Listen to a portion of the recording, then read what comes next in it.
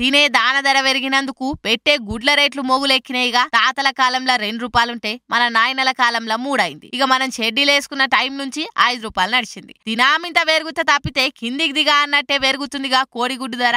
ఆరం తిరిగేలోపే dozen 18 రూపాయలు పెరిగింది. మొన్నటి దాకా డజన్ 66 రూపాయలుంటే ఇప్పుడు 84 రూపాయలు అయ్యింది. ఇక ఇప్పుడు ఒక్క గుడ్డు 7 రూపాయలంటే ఏడవాళ్ళో నవ్వాలో అర్థం కాక పరేషాన్ అవుతుర్రు పబ్లిక్ అంతా. ఉన్నట్టుండి గిట్లెందుకు పెరిగిందా అంటే కోళ్లు తినే దాన పిరమైంది. ఇక అది బ్యాలెన్స్ చేయాలంటే గుడ్ల ధర పెంచాలి. 15-17 రూపాయలున్న కిలో దాన ధర ఒక్కపారే 28 రూపాయలు అయింది. మరి దానికి తగ్గట్టు డిమాండ్స్ లేదు. పెట్టిన పెట్టుబడి తగ్గట్టు గుడ్లు అమ్ముడు పోతలేవు. తప్పక రేట్లు పెంచినమని కోళ్ల ఫామ్ వాళ్ళు అంటున్నా ముచ్చట. అదే పెద్ద తలకాయ నొప్పి అవుతుందంటే ట్రాన్స్పోర్ట్ కార్డ్స్ ఒకటి మా పానాలకి రంగారెడ్డి, షాద్ నగర్, మహబూబ్ నగర్, మహారాష్ట్ర నుంచి తెలంగాణలో ఉన్న కొన్ని జిల్లాలకు కోడిగుడ్లు వస్తున్నాయి. ఆ ట్రాన్స్పోర్ట్ కార్డ్స్, ఆ దాన కార్డ్స్ అన్ని మెదడులో పెట్టుకునే ధరలు పెంచడమని తేల్చేసిరు ఓనర్లు. ఇప్పుడైతే ఒక్కొక్క జిల్లాకు 15-20 లక్షల కోడిగుడ్లు అమ్ముడవుతున్నాయంట. ఇవన్నీ పక్కకు పెడితే తెల్లారితే న్యూ ఇయర్ ఆయే. కోడి చికెన్ కొని పార్టీ చేసుకోనోళ్ళు కమ్మగా గుడ్డు కూర వండుకొని నీలం తినుకుంటా ముడిచిపోతే అవే గుడ్లతోటి హోలీ ఆడుకొని ఎంజాయ్ చేసేటోళ్ళు కొందరున్నారు. ఈ లెక్కన